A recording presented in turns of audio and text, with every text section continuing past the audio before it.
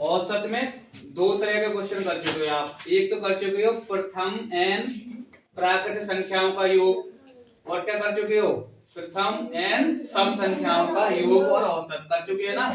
अब हमें पढ़ना है विषम का, ठीक है। तो सबसे पहले विषम का पढ़ना है, तो हमें क्या बताया था पहले बेटा, पहले निकालेंगे हम प्रथम एन सम का, तो हो गया विषम का। विषम संख्याओं का योग का फॉर्मूला बताइए पहले आप। अगर हमें योग निकालते हैं n विषम संख्याओं का, तो क्या होता है इसका फॉर्मूला, n गुणा n, n गुणा n। सबको याद नहीं इसका मतलब है ना, बोल बहुत कम पा रहे हो। अब इसका हमें औसत निकालना है, तो औसत को मतलब क्या हो जाता है, पदों का योग, यानी योग कितना है इनका, n इंटू n, और बट्टे संख्या कितनी लेनी है, हमें n ही लेनी है।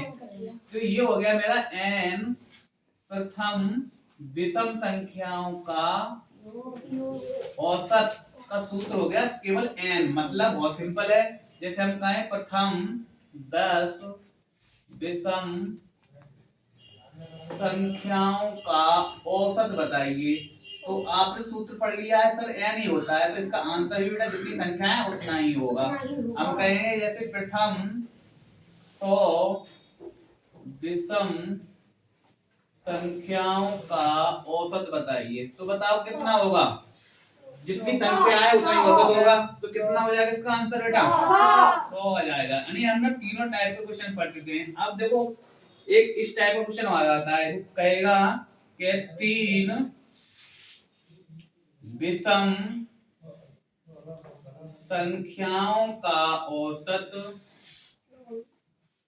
35 है, तो छोटी संख्या या बड़ी संख्या कोई भी पूछ सकता है, छोटी संख्या बताइए। पहले हम छोटी संख्या बता रहे हैं, तो जैसे 3 है ना, 3 संख्या है, तो हम सबसे पहले 3 डॉट बना लेंगे, 1 2 3। औसत कितना है, 35 है ना। जो औसत होता है वो बीच की संख्या होता है हमारा, कितना होता है, बीच की संख्या होता है। 35 आप यहाँ लिखेंगे। इससे अगली वाली विषम कौन सी होगी, 35, और इससे पहली वाली विषम कौन सी होगी बेटा, 33 होगी ना, विषम है ना हमारी। तो छोटा पूछा, छोटी संख्या कौन सी हो जाएगी बेटा, हमारा आंसर 33। अगर बड़ा पूछता है तो मेरा बड़ा आंसर आ जाता है बेटा 37। इस टाइप से आप क्वेश्चन कर सकते हो, ठीक है। चलो इतना कर लो अभी, इसके बाद नेक्स्ट और बताएंगे।